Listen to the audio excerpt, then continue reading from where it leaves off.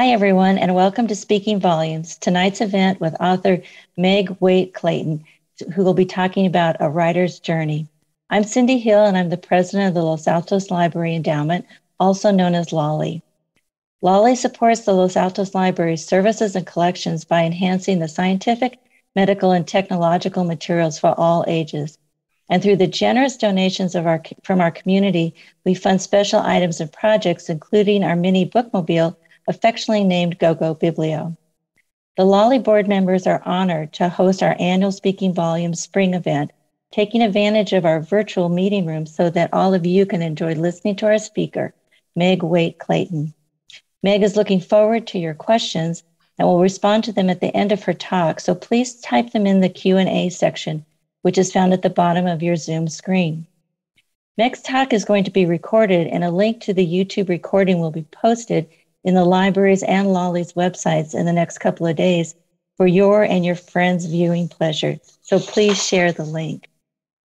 Now, it's my delight to introduce Meg Waite Clayton. Meg is a New York Times bestselling author of 8 novels, including her most recent novel, which is a historical novel called The Postmistress of Paris. She's also written The Wednesday Sisters, Beautiful Exiles, The Last Train to London, and The Language of Art. Meg has also written over 100 shorter pieces for the New York Times, Washington Post, Public Radio, and the Los Angeles Times, among other publications. Meg is a former attorney, having graduated from the University of Michigan Law School, and she has degrees in history and psychology. One interesting fact is that Meg has lived in various places around the United States, having been born in Washington, D.C., growing up in the suburbs of both Kansas City and Chicago, plus living on a horse farm in Baltimore, Maryland, where her first novel, The Language of Light, is set. She now lives in Northern California with her husband. Meg, welcome to Speaking Volumes. I am so excited to hear your thoughts about tonight's title theme, A Writer's Journey. Cindy, thank you so much for having me. I am just really delighted to be here doing this. So good evening, everybody. I'm really grateful for the work that went into making this event happen, everything that Mary and Bryant and Cindy have done, and honestly, everybody who's contributed to or helps out with LOLLI. And thank you all for being here in the audience. So Nora Ephron once said, insane people are always sure that they're fine. It's only the sane people who are willing to admit they're crazy. So for me, starting to write was a small act of, which is it, sanity or insanity, that I came to finally in my 30s. I've written both historical and contemporary novels, and I suppose the one through line to my writing is that, so far at least, I write books that feature female protagonists. I have male ones too sometimes, but the long look back to American literature reveals a lot of stories about men and fewer about women. I came of age at a pivot point for women in society. I grew up without Little League because it wasn't available for girls. I got to watch my brothers play and keep score for them. And then Title IX, which turns 50 next month, yay, was passed. And the world, at least my world, began to change. I went to law school when relatively few women did, and my path in the world has left me fascinated by the continually shifting sands of the place of women in Western society. So I write about women who are imperfect people, imperfect friends, imperfect wives and lovers who live in an imperfect world, one that is changing slowly for us, but still has a way to go. So Jane Austen once said, are there any Jane Austen fans out there? Raise your virtual hand. I certainly am one. So Jane Austen once said, a woman, especially if she have the misfortune of knowing anything, should conceal it as well as she can. So I definitely write about women who conceal things. And the thing that surprises me most about what I write, the thing that seems to sneak its way into pretty much everything I do put on the page, is parenthood. So on that note, I'm going to share some images as I chat here with you for about a half hour about my journey as a writer. And it actually starts with a parent. And again, as Cindy said, I want to talk about anything you all want to talk about. So please, as we go on, throw your questions in the chat. I'll look forward to addressing them. Okay, well, now let's see if I can do the screen share. I'm an old pro at this by now, but you know, sometimes. All right, this is my mom. She was a homemaker. My dad was an accountant, a really successful one. He ended up for decades as the CFO of Seagate Technologies, but I grew up not knowing any writers or really anyone in any creative field. I thought writers were people who could leap tall literary buildings in single bounds, and the one thing I knew in life was that that was not me. That idea that writers could leap tall literary buildings in single bounds turns out to be wrong. It isn't the first thing I was wrong about, and it won't be the last, but I'll get to that. So the thing is, Mom was a reader. She instilled in me a love of reading. Even in my rocky teenage years, when she and I agreed on absolutely nothing else, we still shared books. Mom passed away just a few weeks ago, but she was a reader till the end. I suppose it's possible that someone could write without a love of reading, but it's hard to imagine why you would. So I started as a reader, but I have some librarians actually to thank for how I came to start imagining myself as a writer. I should warn you, the next image you're about to see may disturb some of you. This is me at the Sierra Madre Library circa 1970. I'm 11 here, already in my second year of braces, and just about to go on that most horrible of shopping trips for a girl not yet in the 6th grade, to buy my first bra. We'd moved to Los Angeles for 6 months, to a neighborhood without children, leaving me to the mercy of my 4 brothers and the company of books. So what I did most mornings was ride my bike to the library where they were having a summer reading contest. All you had to do to win was read the most books. So of course, being the type A person I am, I chose short books. But then the librarians who could see what I couldn't, which was that I was reading probably twice as many books as anyone else, began putting books like A Wrinkle in Time and To Kill a Mockingbird in my hands. And in reading those better, longer books, I began to imagine being a writer myself. So fast forward not quite 3 years, I'm in the 8th grade. I'm asked to stay after school by Mrs. Thompson. So she's my English teacher, and I was a good student, but not always well behaved. There's some chance that I may have been chatting during the spelling test with my friend Colleen Gibbons, as I was wont to do. And I assume that that's why Mrs. Thompson was asking me to stay after to scold me. But it turned out what she wanted to talk to me about was a poem I'd written, which she wanted to encourage me to submit for publication. So I did. I submitted it to the only magazine I knew published poetry, which was 17 Magazine. Well, they rejected it. It turns out 17 publishes poems by Pulitzer Prize winners and not generally poetry written in purple ink on line paper by 14-year-old girls. I will tell you it was 20 years before I ever submitted anything again. But in case you don't think that teacher praise meant the world to me, note that I still have this poem I wrote nearly half a century ago. So thank you, teachers and librarians, for the way you inspire us. So now, if you want to write or honestly do anything creative, don't follow that path. Don't take a 20-year hiatus from trying to do it. Instead, listen to this guy, Mac Clayton. Mac and I were lawyers when we met. He's the one who taught me a lawyer stays up all night to get the deal done. Then he left the practice of law and became the one who got home at a reasonable hour to let the nanny go. So late one night when I got home, as I typically did, he poured me a glass of wine and asked me if there was anything else I wanted to do in life. I said, hard-fought law degree, etc., etc. And he answered, knowing how type A I am, not what you're sure you can do, Meg. If you could be anything in the world, what would it be? Well, so I answered, well, if I could be anything I wanted to be, I'd be a novelist, but like that's going to happen, ha ha. He, without missing a beat, said, you'll never know if you can do it if you don't give it a try.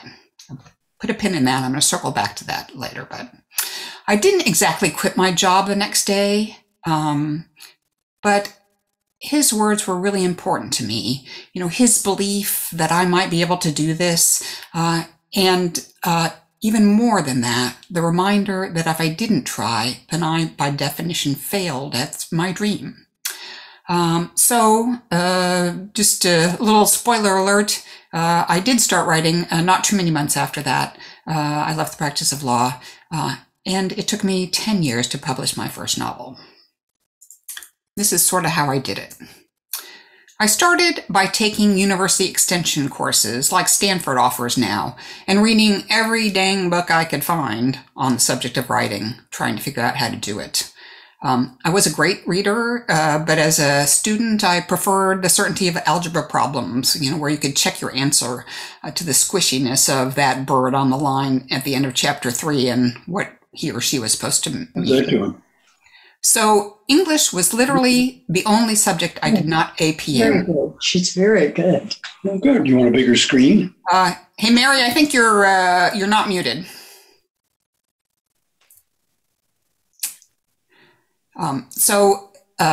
So anyway, I took the fewest, English was the only class I did an AP in, and even in college, I took the minimum number of courses in English. I literally took great books in Shakespeare my freshman year, and then I took nothing until they offered a Tolkien class, pass-fail Tolkien class my junior year, and I took that pass-fail. So I had a lot to learn. I had a big gap in my learning about writing and literature. So I took this extension class, this first one I ever took. The instructor came in, introduced herself to, I think there were maybe 16 of us sitting around a table, dumped a bag of things on the table and said, "We're writers, we write. Pick something here and write about it for 5 minutes. Don't worry, you won't have to read." So I did. I wrote a paragraph. She called time then and asked who wanted to read first. There was no way I was going to read there. So I kind of quietly collected my things into a little pile and eyed the door so that I could slip out as soon as that first person started reading. But the instructor, her name was Jennifer, said, "How about you, Meg?" And put on the spot. I'm a good Catholic girl. I'm not good at defying, I'm not anymore a good Catholic girl, but at the time I was. I'm not good at defying people who tell me what to do. So I read. People laughed at the one funny line that I'd written, and nobody laughed at my effort. And in that moment, I became a writer. It would take me a lot of years to call myself one, because I thought that you were only a writer when you were published. But actually, all you have to do to become a writer is dedicate yourself to putting words on the page and making them the best you can. I set up an office in a workshop on the farm we moved to. The place had no heat, but it did have a wood-burning stove. So in the morning, I would split wood, put it in my stove, light it up, then go and wake up my kids and take them to preschool or wherever they were going. And then I would go back to my workshop and type for the little bit of time I had in the morning with fingerless gloves on. It was a really important time for me, because I claimed that for myself. I had a newborn and a 2-year-old, and I said to myself, this writing is important. It's important enough for me to hire a babysitter sometimes. It's important enough for me to set aside time for it. I started carrying a library pencil and a folded up piece of paper when I ran, because it turns out running and walking are fertile times for one's imagination. And just in case you librarians are getting worried that I stole pencils from the library, I did not. I took them from a driving range because they're also golf pencils. If my baby fell asleep in the car on the way to take my 3-year-old to preschool, I wrote on the steering wheel in the school parking lot until he woke. My poor children, they never drove in the car without being awake. But that's just a time I had when it was quiet and I could write. As they got older, I took my kids to Chuck E. Cheese, where I could write for hours amid the chaos, and they couldn't leave without me because they had those nifty little armbands on. I tell you, I could do 6 hours at Chuck E. Cheese, and I remember those days fondly. 3 years into this, I applied to and got into the Sewanee Writers Conference, which was a game changer for me, really.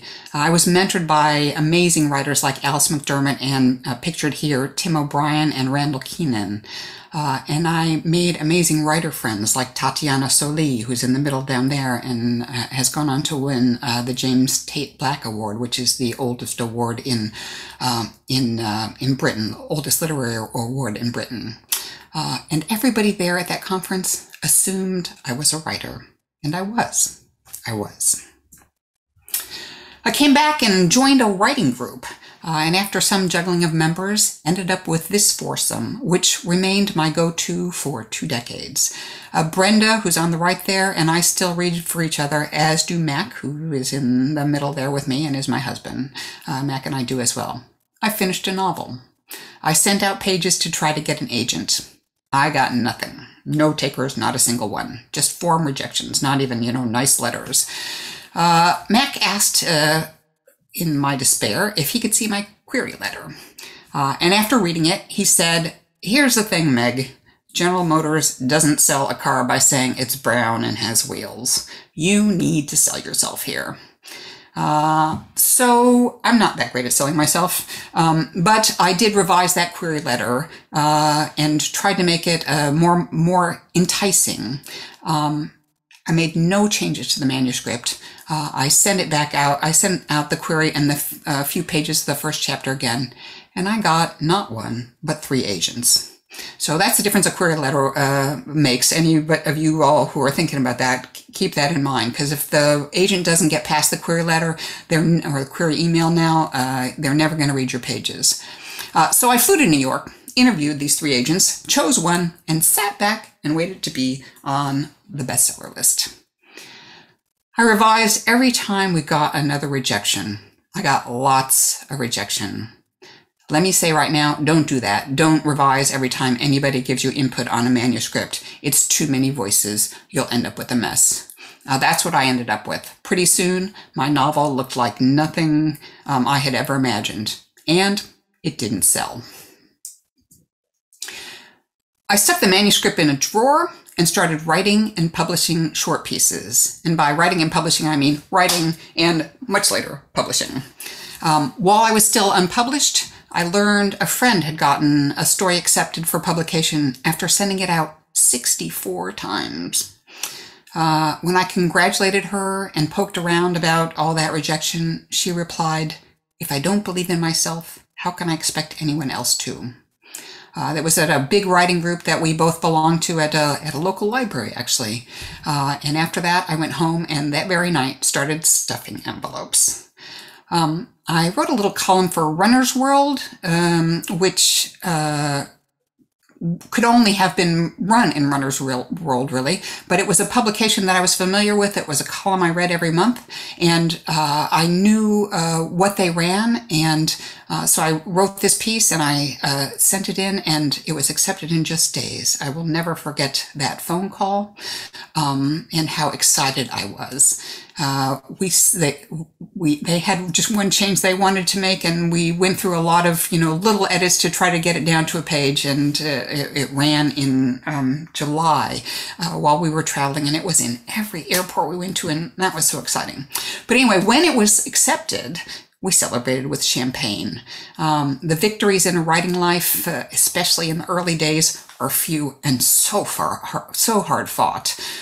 So from that first one, I celebrated every one. At some point, you can see in this picture here, those little corks. Those are corks. So what I do is I mark each cork with the victory that I've gotten, and I keep them. So at some point, 15 years or so later, I guess probably 10 years, 20 years later, because it was after I'd published and was publishing a lot of short pieces. The number of short pieces I was getting published, let's just say that if I celebrated with champagne for everyone, I would have needed a 10-step program. But we still do celebrate the important moments. And when I come back on screen, you can see my lovely cork collection, which now overflows the jar that I keep it in, and there are other bits of it all over the place. So that was my first piece, nonfiction. Fiction was a much harder sell. I too sent out my first story more than 50 times before it was accepted for publication. So in 2000, the year 2000, so this is 8 years into my writing career. I can mark it by, I started in 1992 when my second child, just before my second child was born. I dug, and he just turned 30 literally 3 days ago. So in 2000, I dug that first novel out of the drawer, stripped it back to what I wanted it to be, and took it to what used to be called the Squaw Valley Community of Writers to workshop it. You have a sense yet of how stubborn I am? I'm going to tell you, it serves a writer well. So this page looks kind of crazy, right? But it's what I did every morning for a long time before I sat down to write, and I did this first. I wrote 10 times in my journal, I will get my novel published. It was a reminder to myself to believe in myself in times when a lot of years were going by and it did not look like I might ever get published. So the day we were workshopping my pages at the Squaw Valley Writers Conference, Hardy Mukherjee started by asking what was wrong with a particular sentence on the first page of my manuscript. All hands shot up, and somebody blurted out, "It's grammatically incorrect." I was ready to climb under the table, return to the practice of law, hang up my pen, and just give it up. But Hardy replied, "Yes, and isn't it wonderful that this writer is willing to break a rule now and then to have the emphasis land where she wants in a sentence?" And we had a nice discussion about what mattered and what didn't in writing. And one of the things that matters less than you think is grammatical correctness. On her further praise, I decided to submit this novel that had been already rejected everywhere in publishing. I mean, I probably had 25 rejections from publishers by then. And my agent had long ago given up on it. I decided to submit it to a contest called the Bellwether Prize. It's now the Penn Bellwether. And shock among shocks, I was named a finalist. In the meantime, I'd written a mystery, and I'd gotten a new agent for that mystery, but she hadn't sent it out yet. And when I told her about being a finalist for a more literary novel, she asked if she could see it. She read it and asked whether I would allow her to sell it for me if it didn't win the Bellwether, the prize for which was publication. I said, "Man, would I ever let you sell it?" It didn't win the Bellwether, but my agent sold it for me to the first editor she sent it to at St. Martin's Press. But wait, don't get excited yet. That novel sold so poorly in hardcover that St. Martin's didn't even bring it out in paperback. My writing career was dead before it had begun. I know you're thinking, oh, but you have a book, but no, seriously. If you have a first novel that fails colossally, it's nearly impossible to get a second. The bookstores all look at how many of your first novel sold, and when they see it's nothing, they don't order it. And because the publishers know that they won't order it, they won't take it either. So still, I was a writer, and I kept writing. Every day, 8 to 2 or 2,000 words. It was a practice that I started when my kids started school. And when my youngest started preschool, I claimed the preschool time as my writing time. I didn't answer the phone. I didn't go to the grocery store. I listened to the answering machine. In those days, this was pre-cell phone days, to make sure there wasn't an emergency at their school, and otherwise I only wrote in that time. I figured my kids could go to the grocery store with me. They could do a lot of things. I could not write with my children there. So if I had, so 8 to 2 was the school day, obviously. If I had 2,000 words by 10 a.m., my rule for myself was I could eat bonbons and do whatever I wanted the rest of the day. But honestly, if I had 2,000 words by 10 a.m., I was not getting up out of that chair until I had to, because that was going to be a great writing day. I decided if I wasn't going to be published, which it didn't appear I was going to be published again, I would write exactly what I wanted to read, which turns out to be the best way to approach this business. So one morning when I was truly despairing, I took my journal to the tables outside Treseder Union at Stanford. That journal entry, which you can see now, July 1, 2004, begins literally feeling incredibly well run dry today. It goes on for an embarrassingly long time with a pity party for myself. It was a morning when, honestly, I would have rather been scrubbing other people's toilets than writing. But I was a writer, and my one rule for myself was that 8 to 2 or 2,000 words, and that is the one thing I did really religiously throughout this whole time. Then what happened that day was a woman walked across my field of vision. Didn't even see her face, but she was wearing a red Stanford cap with a blonde braid sticking out the back. In my journal entry that day, there's a break from that pity party, a line space, and then a few paragraphs which are, I kid you not, the guts, the entire guts of what would become the Wednesday Sisters.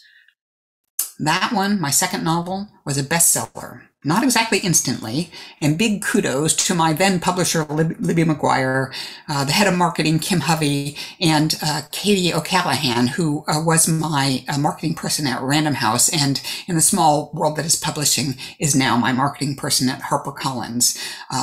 The three of them just kept working and working to get the book out there despite getting no meaningful press.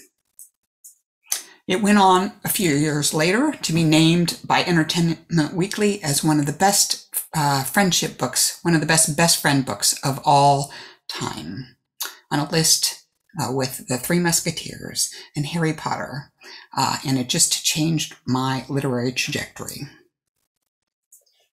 So now my writing career looks like this, with 8 novels published, along with more than 100 short pieces. My books have been translated into, I think it's 23 languages now. They've been international bestsellers, and they've even been chosen on Good Morning America and appeared on the Jumbotron in Times Square. And I tell you, that was very exciting. It was weird that the Good Morning America was exciting, and we expected that, but seeing it on the Jumbotron was unexpected and so really delightful. But so none of that would have happened if I hadn't given it a try and stubbornly stuck to it, writing every day for 10 years before I ever got a novel published, and another 5 when it looked like I never would get another published. So I'm going to talk for a few minutes about how I write, just so you can get a sense of that, and I'll answer more questions about this if you like in the Q&A. But the answer to all the do you questions asked of writers is, for me, almost invariably yes. I do all that research, including traveling to as many of the places in my novels as I can, which always gives me ideas and details I never would have imagined. I found, for example, this chocolate and macaroons piano in Paris, and I picked it up and put it in a Viennese chocolate shop for the last train to London. And yes, I do choose what I put in a book carefully. If I have, for example, a Viennese chocolate maker character in a novel, that gives me the excuse to taste every piece of chocolate that comes my way in the name of work. I journal to generate ideas and explore them. So you can see my journal on the left there. And I just do a million things in my journal. They are a weird resource for me. I outline. You can see that in the right above that. That's my red computer, and the outline is right above it, below that stack of cards, which I'll talk about in a minute. I do timelines and calendars and plot flow charts. That big white bind you see there is my research Bible.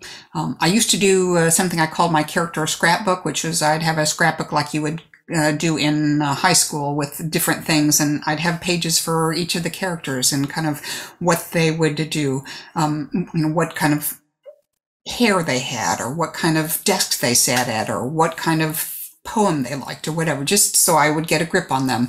Now I mostly do that kind of virtually on my computer as opposed to in person. Okay, I'll admit it. This is more often the state of my office. I have this too. This is my desk. So I research and I research and I research. I go through draft after draft after draft to get it right.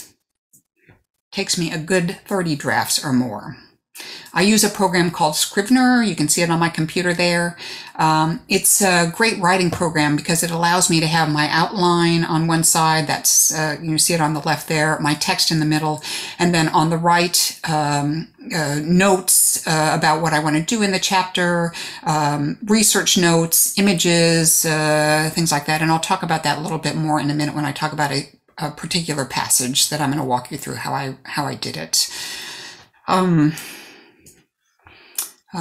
This is, now that I'm publishing, always the last draft. These are called pass pages. They are sent to you by the publisher. They're set up the way it will look in a book. And when you're at this stage, it gets very expensive to make changes. So I have to be pretty well done before this last draft. This is after I've worked with it, worked on the manuscript with my editor. So the book should be well done. And also before this stage, some kind, patient, and talented copy editor has gone through it, looking not just for typos, but also for flow, for inconsistencies, and for kind of fact checking to make sure I have, especially my historical stuff, everything right. A lot of writers hate the editing and especially hate the copy editing, but I really like it because it helps me know I got it right. And I think working with a good editor is a true miracle. They can help you so much in a manuscript. And of course, I do as much of this as I can in Paris. This is outside, across the Seine from an apartment we have often rented in Paris. And this shot gives you a little closer look at Scrivener's. And if it looks like what I'm writing there is a screenplay, it is. I took a screenwriting course before I wrote The Last Train to London, and it completely changed how I approach writing. Even after 6 novels, this was The Last Train to London was my 7th, and still now, even after 8, I'm always looking for ways to become a better writer. So now my outlines that you saw on paper in that, and printed out paper in that prior desk scene, are in the form of a screenplay, and that left outline on Scrivener's.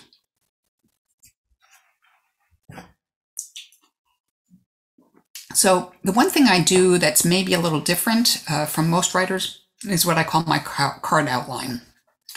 The one on the left here is for The Last Train to London. It was on cork. Now I've moved to magnetic, which is great, except you cannot turn on a fan anywhere near it. I learned the hard way. That one is for The Postmistress of Paris. And what I do is I take a stack of note cards, like the 3x5 things like I used to use to write term papers when I was a kid. And I just, I put the note in my hand, the stack in my hands, I put a pen in my other hand, and I just write down ideas. I write down an idea of something that might happen in a book. This is, after I have a little bit of a sense of what I'm going to write about. Idea, throw the card on the floor. Idea, throw the card on the floor. Idea, throw the card on the floor. I do that for as long as my brain can stand it. And then I scoop up all those pieces of those cards from the floor, and I take a look at what I've got. The reason I do this, part of the reason I do this, is because it turns the editor in me off, which is so important, because I'm going to tell you any idea, even the truly great ones, can look like garbage in the wrong light. And the wrong light is usually while you're actually writing it, or, right after you've written it, or the next night, or the next morning, or whatever. So, and I do swing between thinking my stuff is passable anyway, and thinking it sucks. So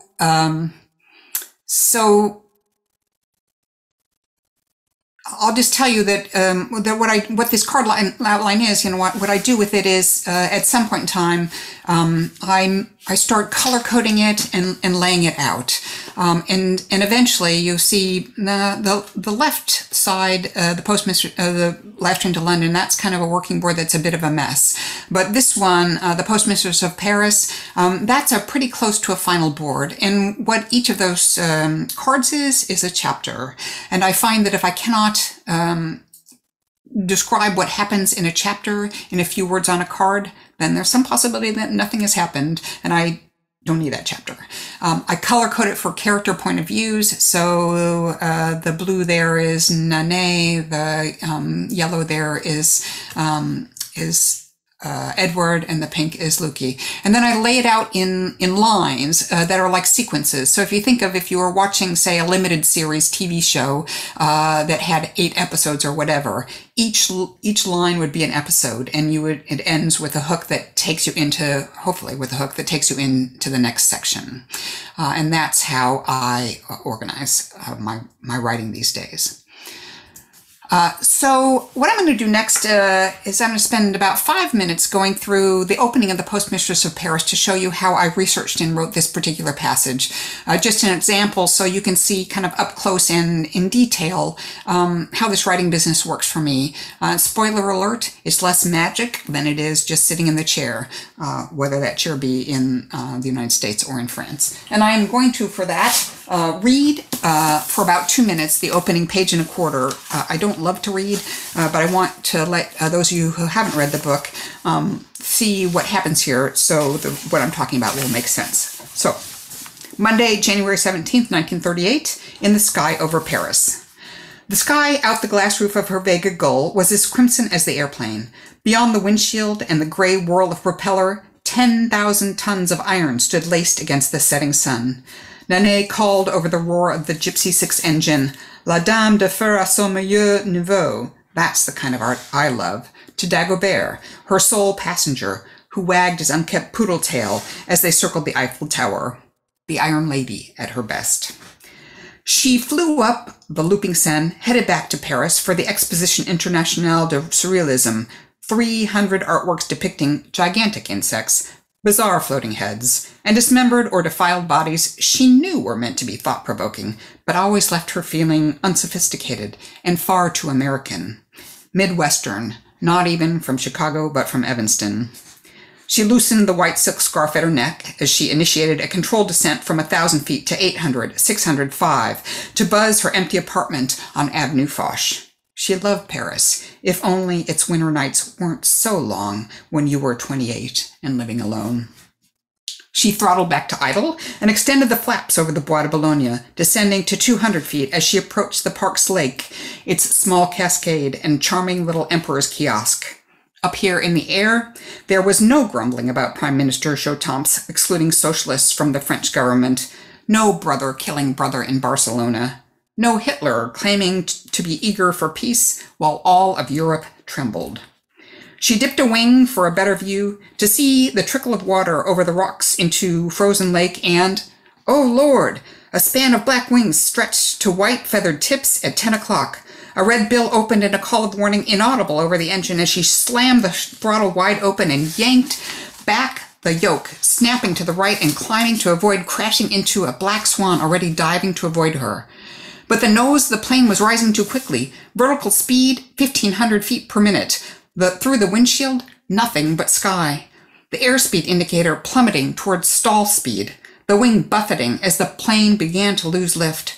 The stall horn sounding its alarming blare. She pushed the yoke forward, rolling out of the turn, sending the nose dipping in an effort to recover from the stall. Dagobert tumbled forward as the altimeter unwound and the plane shot downward, the view now pure propeller and frozen lake. The ice, so little room to maneuver. Poor Dagobert whimpering, the airspeed indicator at 45 knots. So I'll stop there. So you have a sense of, so Nanet, this opens with Nanet in a plane over Paris, and then surprised by a bird going into a stall and about to crash her plane, perhaps. So as I write, I try to gather around me as much of the real history and place images as I can, since that opened there in a plane over Paris. Honestly, for that, I would have loved the excuse to learn how to fly a small plane myself or to get someone at least to fly me over Paris. But by the time I realized that was where the novel would start, we were into this COVID thing. And so I couldn't even get to Paris. So instead, I found 2 people to help me. A woman named Sue Holm, who responded to a Facebook post to tell me her dad had flown one of the last Vega Gulls, sent me photos of the plane inside and out, and footage of the view through the windshield, and provided details about the specs of the plane. Since Dagobert is in the passenger seat, I had him on the screen beside me as I wrote the scene. And one of the things I learned from the stuff Sue showed me was that what you see is that propeller whirring, which I did not realize until she sent me the footage. But the opening would be nothing like it is without the help of Christopher Keck, who was a friend of a friend.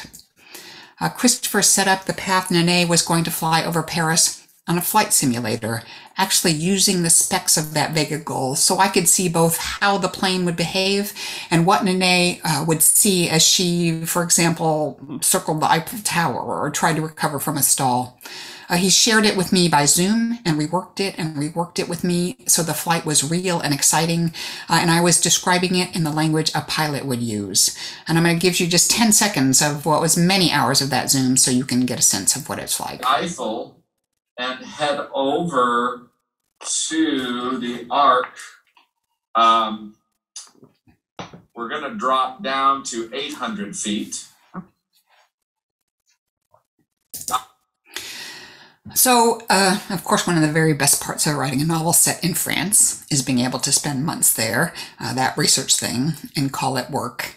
This is me at the small cascade in the Bois de Boulogne, which is what Nene was dipping down to see in that opening scene. Later in the chapter, Nene changes from her flight gear into this purple Schiaparelli jacket. She doesn't like the look, though, so she immediately takes it off in favor of a more classic black Chanel dress. Lots of pearls and this Merritt Oppenheim designed Schiaparelli fur cuff bracelet, which is an element that echoes through the story. So don't panic if you don't know who Merritt Oppenheim is, or even Schiaparelli, which I don't even know how to pronounce. I didn't know who they were either before I started the research for this. And in the book, in my books, I either tell you who people are, what people are, or the context makes it clear. And mostly you don't really need to know. And I promise you will not find at the end of any of my novels a pop quiz. So then Nene rushes off to the opening of a surrealist exhibit that really did happen, open in Paris on the day it does in the Postmistress of Paris. For writing that, I found the flyer from the real exhibit, so I had the details, who organized it and who was there. I gathered photos of the outside courtyard, like this one at the top, so I would know what Nene was seeing in what would turn out to be, and started out as a paragraph and turned out to be a single sentence as she arrives. There was a scene set there originally, and then I kept trimming it to help the pace in the beginning of the book, and it ended up being a single sentence. But that car is a work of art by Salvador Dali called Rainy Taxi, or Mannequin Rotting in a Taxi Cab. The mannequin passenger in the back seat was covered with live nails, and that was just too beautiful a thing not to use. I also found lots of images, and I'm going to say about that one of the things I love about research is so often you find things that are so much better than you could ever make it up, and that really did happen, so that's a lot of fun. So I found lots of images of this exhibit itself, too, on the inside, including this one at the bottom, with a display. It was a display with some paintings on it. So don't tell the docent, but I took the real works of art down and hung in their place my fictional photographs taken by my fictional Edward. At this exhibition, Nene first encounters Edward. He's a German photographer refugee. So I began to gather information about the kinds of cameras and photo gear Edward would have used, along with images that show me what some of the funky things the surrealists did artistically really meant. This one at the bottom shows a photo both plain and developed with a technique called solarization. I'm sorry to tell you that woman on the right is a real person. She looks so perfect that it's hard to believe, but apparently she is. So I also gather lots of documents around me, like this interzonal postcard, which for much of the period that France was split between occupied and free France, was the only mail people could send out of occupied France. Much later in the novel, this cable is sent from the State Department to Varian Fry, who was the real-life leader of the effort my Nene gets involved in the Postmistress of Paris. The cable says the U.S. government cannot countenance the activities of Mr. Fry, and basically directs him to stop poking Vichy and Hitler with his illegal rescues. I'd read enough about this cable that I didn't actually need to see it, but there's something about seeing it that makes it more real for me.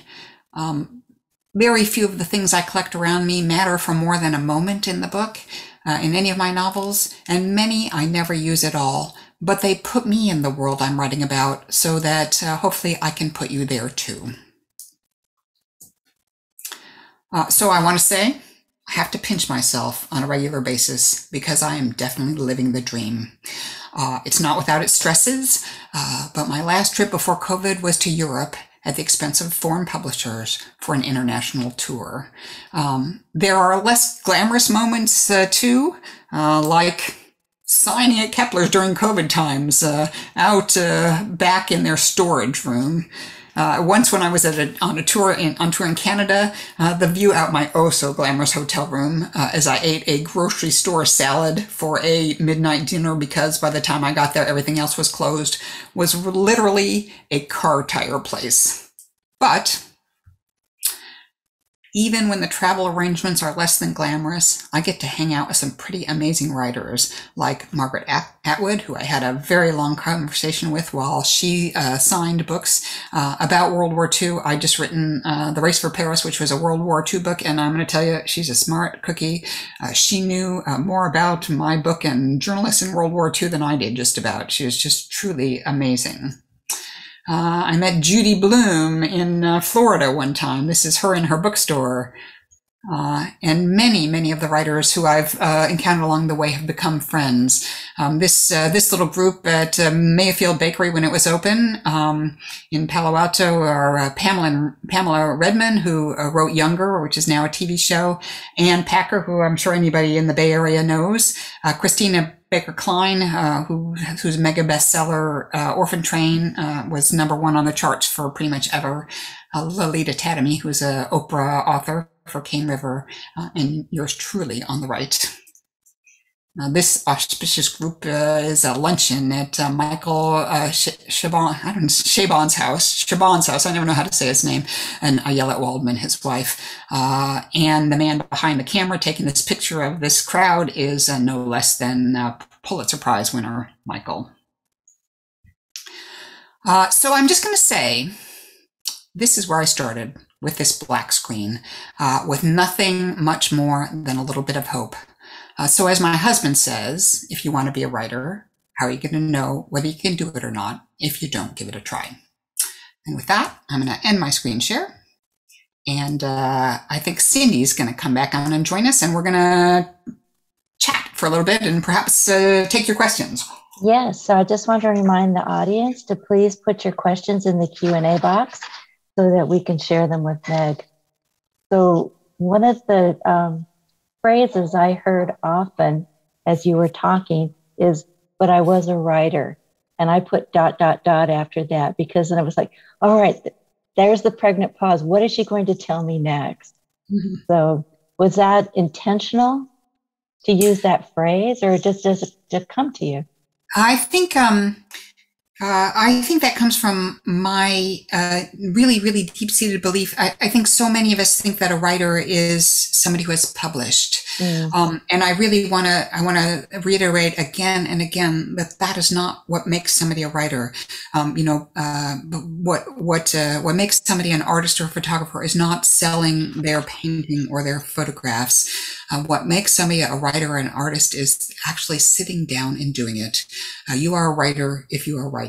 And so I think I just want, in this presentation, this is a little different presentation for me because, usually I talk about my books and that's a lot of talking about me. It's always, you always think, how can anybody care? But I did have a bookseller friend once tell me, yeah, I really do want to see on Facebook what you had for dinner last night. So I try to embrace that. Yeah, I think it's just really important to recognize that, publishing, a lot of publishing is luck. And persistence, and keeping at it. But a lot of really great writers spend a long time getting published. I know there's a woman in the Bay Area whose name is Ellen Sussman, who went to one of the top creative writing schools in the country, and won some wonderful early short story awards. And nonetheless, it was 30 years before she got her first novel published, from 30 years after graduate school before she got her first novel published. There's another writer in the Bay Area named Suzanne Perry who had a first novel published, I think, nearly 20 years ago, and her second is coming out next year, and I'm so excited to read it. She's promised me an early copy, and I think it's coming in the mail pretty soon. So I think it's important. I think it's just really important to believe in yourself, honestly, long after your own mother has given up on you. Well, you are, in addition to being a written storyteller, you are also a very verbal storyteller. The minutes just flew by, Meg. I could continue listening to you and even having you read. It was just thrilling to hear how things were coming together. Well, thank you. We do have some questions that I want to pass forward to you. Do you have a sample query letter that you can share? Or if you can't, if there's nothing tangible to share at this point, what goes into a query letter that's been successful? I'll tell you, because I do think it's, I got so much help along the way, between mentors at writers' conferences and that kind of thing, that I pay it forward in every way I can. And one of the ways that I pay it forward is by trying to put resources on my website to help other authors. So one of the things you'll find there, it's a little buried now, but there's a page on querying agents. When I did it, it was back in the day when you didn't email query. You actually, stuck things in envelopes and mailed them.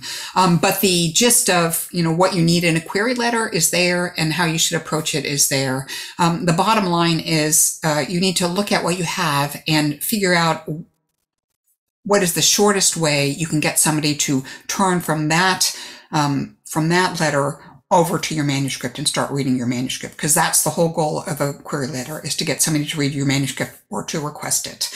So like I changed agents between, I've had a number of agents. I changed agents between The Language of Light, my first novel, and The Wednesday Sisters. And so when I queried for The Wednesday Sisters, I had what I felt was a really strong opening paragraph, and it was short and strong. And so what I did was I just basically opened my query letter with that paragraph.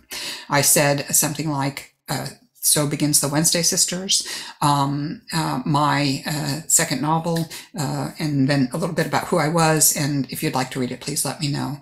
For The Language of Light, what I did was I started with a question, which is, I think, a very good way to start a query letter. I think that query letter started, what would you do if you were Nellie Grace? Was my main character there. And then I described a little bit of, what she's facing in a short one paragraph. And a query, query should be one, as short as you can make it, paragraph, I would call it a hook. You don't even have to say what happens in the book. You have to say enough so that somebody wants to turn the page and read what the book is about, start reading the book. And then a short paragraph on who you are. And then perhaps a reason why you're querying that particular agent. A really good reason is, I know you represent so-and-so, and I love his or her work, and that's what I aspire to write.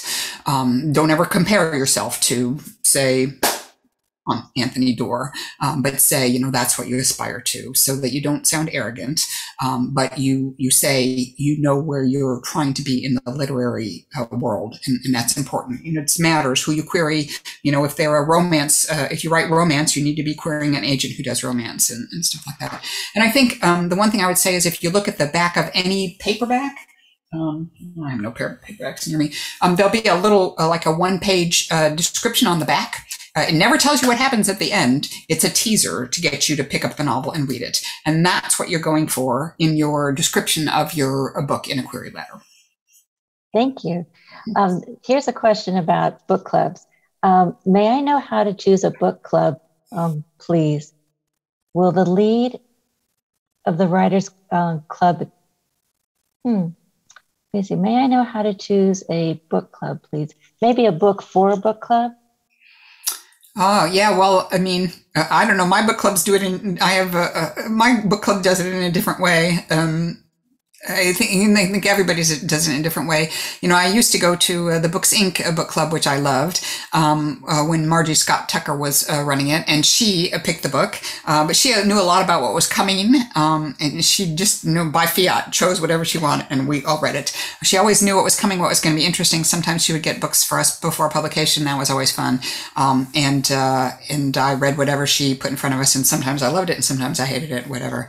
In my neighborhood book club, which I still attend regularly. We've moved down to Carmel by the Sea full time now, but I still go up every month for my Palo Alto neighborhood book club. And our rule is the host, whoever's hosting, gets to pick whatever they want. But in practice, what really happens is the host for the next month often will come to the current meeting with some choices and see what everybody likes. And we have 2 times a year, we have what we call a book brawl at Christmas and in the summertime, where we each bring a gift book. We don't read anything for that month. We just each bring a book that's wrapped up, and we take numbers, and we each choose, and you can choose to unwrap or steal. You can unwrap a book from the table, or you can steal a book that somebody else has. And it's a lot of fun. And it also exposes us to a lot of books that we've all read that we haven't read as a group. And often many of our books will come from things that people brought to the book brawl. So, you know. That's a great idea. I just wrote it down. I think it's important to, I will say that the one thing that works for us is that we choose books that have some meat on their bones. Mm-hmm. Because those, honestly, the point of a book group is to read the book, but also to connect over the book. Mm-hmm. And so I remember one of our very early books that we read, and this book group has been meeting for 20 years now. But one of the early books we read was Ann Tyler's Accidental Marriage. And that ended up, it was like our 3rd meeting or something, and it was just a total icebreaker because we ended up all talking about our marriage. People talked about marriages that they had had before their current marriage that often we didn't know about, even though we'd known each other for a little bit, and it was a really open and lovely discussion. So we look for books like that, books that have some meat on their bones. And I will tell you that, again, I haven't updated it lately, and so I have to do that. But if you go on my website, there is a page with my book clubs, and one of those pages is a long list of books that we've read over the years. And that's kind of fun to look back on and just see what we've read. And another tip for all of our listeners is that on your webpage, you also have your favorite classics and then also your favorite contemporaries. And I was going, read. Oh, I don't know about this one. Yeah. So your website is filled with gems of information. Thank you. I put a lot of work into it. There are book club pages for all the books we're working on. Postmistress now, we usually try to get those up before the paperback comes out. But it's been a lot of fun. I will say that my favorite of those were the Wednesday Sisters pages, and those have. I'm not sure that they all made the switch, as internet changes, because that was a long time ago. But there were some wonderful things, like one of the characters in that book is named Brett, and she's a space junkie. And so I wanted somehow or another to have a timeline of the race for the moon, because that book is set in the 60s, and that's something that happens in the course of it. And I talked to my web designer, Ilse Brink, who's just amazing, and said, this is what I like. And I know it'd be impossible because there's all these things and everything, but she said, let me work on it. And I kid you not, the next morning, because she was a night owl at the time. Now she has kids, so it's a little different. But the next morning she sent me this, what it is, it's a page with a center box, and then all around it, the moments of the timeline to the race to the moon. And so you can click on it and it'll bring up something else in the box. But it'll also, you can click on it and hear, for example, Kennedy's speech saying, let's go to the moon, and a recording of them, or I think even a video of the astronauts stepping onto the moon. And it was just so much fun to do that. So, I really love doing that. For The Last Train to London, one of the things I have on my book group page is, some things I've gotten through that book. That book is about the Kindertransport effort, the rescued 10,000 children from Europe right before World War II began. And one of the things that book had, one of the amazing honors and joys that book has brought to me, is it has connected me with many people who actually survived were rescued on the Kindertransport. One of them, Margot Lobry, was just here for lunch, maybe last week, from North Carolina. And we've become great friends over the years, even though we've only seen each other twice, And, but anyway, so there are some stories of some pictures of the real survivors, often with their families, and stories, a little bit about their stories. And so I love doing stuff like that. It's a way to honor. My stories are always have some historical element, whether they're historical fiction or not, and they always are very heavily fact-based. So I'm not telling you anything about the lunar landing unless it really happened that way. And so I love to include that information on my website, just kind of as a resource for readers. And another question is, first, the compliment. This is one of the best presentations on how to write that I have ever heard. Thank you. Oh, I'm wow. wondering if you feel that there is a difference in how difficult it is for a woman to get published versus a man, or is it more about female protagonists versus male protagonists? That's a really interesting question, and I could bend your ear about that one. I will tell you. I think that it used to be much easier for a man to get published. I think that one of the things that's happened in the last few years, and I think we have Oprah to thank for this and her book club, is that people have come to realize that something like 80% of novel readers are female. And that women like to read about women.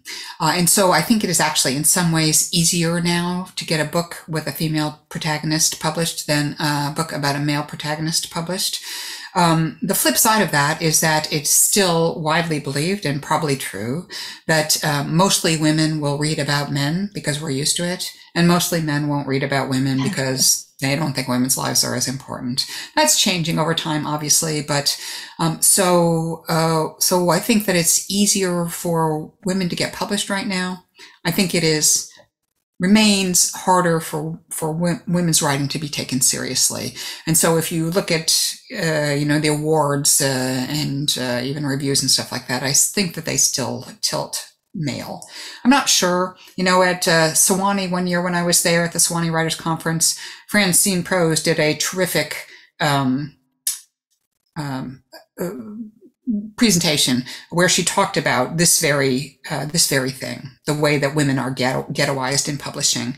And she said, just every week go through the New York Times and see, New York Times Book Review, and see how many books by women are reviewed, how many by men, how many male reviewers, how many female reviewers, and if you can, how many male and female protagonists. And at the time, this was in the late 90s, I think, maybe even 2000. I can't remember when I went there 3 times. I can't remember which one it was. It was shocking. Well, I started doing it, it was shocking, and then it was so disappointing that I stopped doing it, And I think it has changed quite a bit. There's been a lot of effort into changing it. But I don't think it's necessarily harder for a woman to get published now, just because of the numbers. So we have 2 very similar questions. So I'm going to read them both. How do you build a worthwhile writers group? I've been in them where I felt like I was not getting good feedback, and I was wasting my time reading others' writings. And the other question from another participant is, what about Writers Club? Did you join one? Is it more about reading or writing? Yeah. So I will say about a writing group that it is a delicate animal.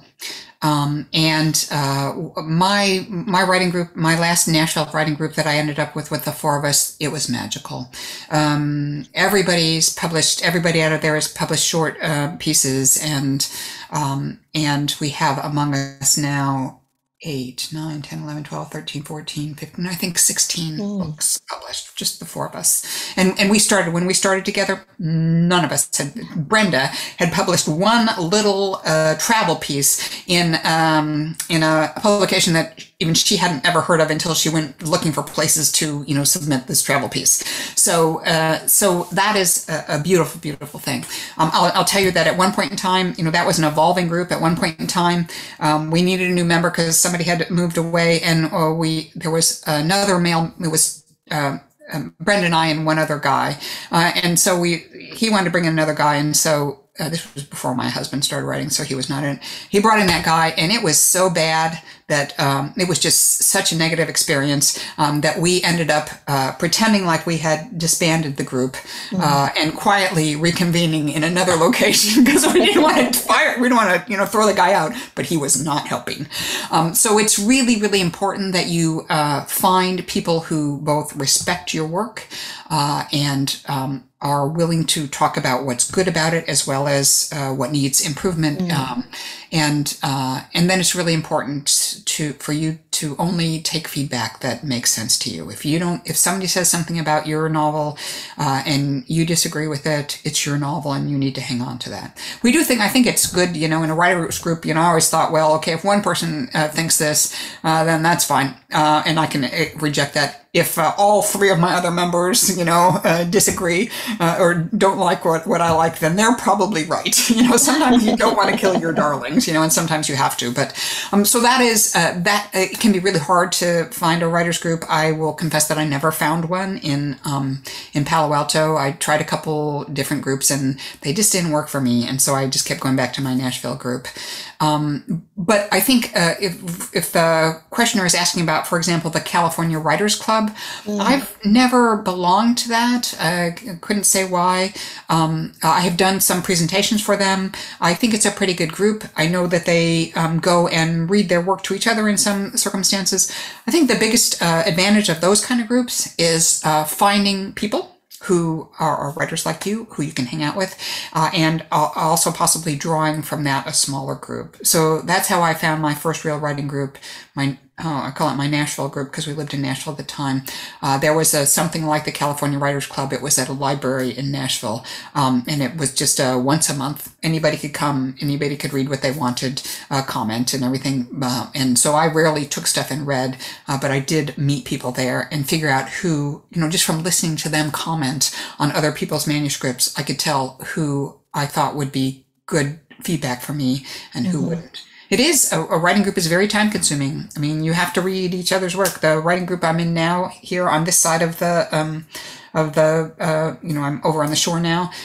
They're mostly in Santa Cruz. It's an amazing group. It's Karen Joy Fowler, who has won the PEN Faulkner Award and was the first American ever shortlisted for the Booker Prize, which is, the most prestigious literary prize other than the Pulitzer and the Nobel probably in the world. And Elizabeth Mackenzie, who was longlisted for the National Book Award for her debut novel. And so I feel like, I was invited to the group by Karen, who is a friend, and Tatiana Soli, my friend, who won the James Tate Black Award. So it's a really swanky group. The commenting is wonderful. And I have yet to submit anything to them. I'm slightly daunted, but also I didn't really have time to submit my last manuscript, my last book to them. The Postmistress of Paris happened on a very fast time schedule, so I just didn't have time to wait for them to read and give me feedback. So, one more question. Actually, there's more questions, but the next one is, sorry, more about the online audience. I have heard that authors with a substantial number of online followers are much more attractive to publishers than authors without an audience. Is that true? Should an author build an online audience while they're writing? I think that is, and I'm going to try to do quicker answers so we can get through as many questions as we can. I think that is very important for nonfiction. It is less important for fiction. I don't think anybody expects a novelist to have a big following. You build your following as you publish and readers come to you. So it's a bonus to have a good following, but I don't think it's necessary. And another question, have you done any binge reading, and has it been recently? I have done a lot of binge reading. It has not been recently. I've had a tough year. My mom passed away just 2 months ago now, and my dad passed away not quite a year ago. And I am an executor of the estate, and so most of the binge reading I've been doing is legal documents and all sorts of garbage. And I'm really getting back to it. I have read some really terrific books lately. I read Booth by Karen Joy Fowler, which is just extraordinary. I recommend it to everybody. I'm thinking what else I've read lately. I read a book that's just out now called Bloomsbury Girls. It's about some women in London in World War II, right after World War II, running basically in a bookstore there, and it's very charming. I read a lot of things now pre-publication. I do it because I'm writing to blurb to help, it's another way of paying it forward. I'm writing it to blurb, I'm writing it to review, I'm writing it just to give it a shout out on social media to my substantial followers, which apparently means something. So, but I love that because then you're reading it without the buzz around it, you can make your own decision about it. And so I do love that. One of the lovely things about being a writer is that I get so many books sent to me that mostly when I'm buying books, I'm buying them and giving them as gifts because anything I want, somebody will give to me just about. So that's a perk. Yeah. That's just lovely. Another question is, has your writing evolved over the years or with age? Are you considering a different genre or tackling a more current topic? It has evolved over the years. I hope it's gotten better. I will say that, taking that screenwriting class really got me focused on plot. And one of the things that did for, in screenplays, you have to get in and out of a scene. You have to go into the scene as late as you can and come out as soon as you can. Screenplay is it has to be 120 pages or less. That's the length of a movie. If it's longer than that, then they can only do 2 theater showings instead of 3. That's probably changing. But there's a lot of focus on efficiency in storytelling. And so I did that. I switched, starting with The Language of Light. I had read Anthony Doerr's All the Light We Cannot See, and I loved his short chapters there. And I had just at the same time taken the screenwriting class. And so I started writing these short chapters, and I love that. It's very different. I love that. I will probably always write that way now. You never know. Each book, will tell you what it needs. But I do love that. I love writing historical fiction. I've written now 3 World War II books. I always thought of my second novel, The Wednesday Sisters, as historical, and I was quite surprised when my publisher at Random House at the time saw it as a contemporary novel and wanted me to keep writing contemporary novels.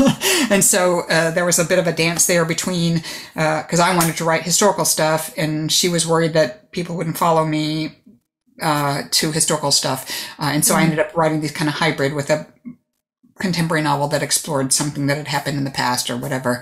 I switched to Herbert Collins specifically to write historical fiction, and I love that. I've done a bunch of World War II novels. Right now I'm kind of betwixt in between because my editor thinks I should write another World War II novel, and I have one that I would like to write. And my agent thinks that I should write something a little different, which I also have, which is set in the 1950s. So I may change time periods a little bit. I will no doubt go back to World War II when it moves me. You just never know. I have an idea for something that's probably more like a pilot for a TV series than a novel, but some contemporary ideas as well. One of the things I've found is with my mom passing, that every time I sit down to write, I write about my mom. Yeah. And she had some interesting things that happened in her life, that she did in her life, that she confessed to me in her last days. But she would only, it had to do with, the Secrets Act, among other things. So she said she couldn't tell me everything. And that made me very curious to want to know, of course. So we'll see. Maybe I'll write something about her. Who knows? So another question is, as you're writing, as you're putting these ideas down on paper, do the characters ever take over and tell you what they should be doing? Oh, always. Always. I mean, I know people say that and it seems crazy, right? But they always do. That's as it should be. If you are over controlling your characters, then you're probably writing a contrived book. And if they let you if you let them surprise you, then they will also surprise the reader. And surprise is very important. Nobody wants to read 350 pages of a book only to get to exactly where they knew it was going all along. So a book needs to end with what people call the inevitable surprise. Of course, when you look backwards, you say, of course, that's what had to happen, but you didn't see it coming. And so, yeah. Yeah, thank you. So another question is, how did the pandemic influence or impact your writing and writing style? That's really interesting because, interesting question. I will say that one of the things it did was gave me no option to do anything but sit down and write. There was nothing interesting to do. So I think a lot of people had trouble sitting down and writing during the pandemic, and I totally understand that. For me, one of the things that happened was, see if I can say this, my mom was diagnosed with cancer not too far into the pandemic, and I called up my agent to say that had happened, and I was not going to be able to deliver the book that I was supposed to be delivering on time. I was writing under contract at the time, so I did that. That was in September. And my agent said, no problem. She talked to Sarah, my editor, and she was sure I'm fine. Next day, the phone rings and it's Sarah. And the first thing she says to me is, so we're thinking about publishing this book in November of next year. But in order to do that, we would need to have it delivered. It could be a very rough draft, but we would need to have at least a very rough draft delivered by January 2nd, when the book was due. And I said, you haven't talked to Marley, have you? And she said, what's going on? And I told her, and she said, oh, never mind. It's okay. I said, take whatever time. We'll publish you whenever it's ready, and take care of your mom. So I hung up the phone, and I thought, November, my mom's birthday is in November, and maybe she would be here to see it. And so I called Sarah back up and I said, I'm going to get this thing done, and we're going to get it published, and maybe my mom will see it, and at least she will be able to see the galley. And in the miracle of the world sometimes, she did. My mom took some immunotherapy, and it worked much better than anybody expected it to. And then she was put in a Stanford experimental program, and long story short, she was alive to see the galley. My dad was alive to see the galley. My dad passed away unexpectedly right after, just a couple weeks after the galley arrived, but he did see it. The galley is like a paperback promotion copy. And my mom lived to see for almost a whole nother year. She lived to see the book published. She lived to see all the great things that happened. I got to go up. When you get something like Good Morning America, this is something you don't know until you're in the writing world. You're not allowed to tell anybody. And if you tell anybody, they will sometimes pull the segment. So they want the surprise. They don't want anybody blowing their surprise. So I was told that I could tell my mom about Good Morning America the day before, so that she would be able to watch it. So I went up there to tell her. She was in Saratoga, California. I went up to tell her, and she was bedridden by then, had been for some time. And I said, so Mom, our little book, because it's dedicated to her, it's going to be on your morning show, Good Morning America. And she looked up at me totally blown away, total disbelief. And I said, yeah, crazy, right? And then we just laughed. It was just so incredible. And it was just this really beautiful moment, this really, really stunningly beautiful moment in a time that was otherwise fairly dark. And so I have all those moments. And the reason I have them is because I wrote like hell. I mean, I really wrote like hell to get it done. Sarah edited like hell. It was the whole team pulled together to make it happen. And I'm so grateful for that. I'm so grateful. It brought so much joy. I mean, my mother kept everything beside her in bed. All of her friends from Chicago there was this nice Chicago Tribune interview, and we lived in Chicago when I was growing up, and all of her Chicago friends sent her that. So she just got, buckets of envelopes with this Chicago Tribune interview in it. And that was really important. So I had a little different COVID experience than everybody else. Yeah. I couldn't travel.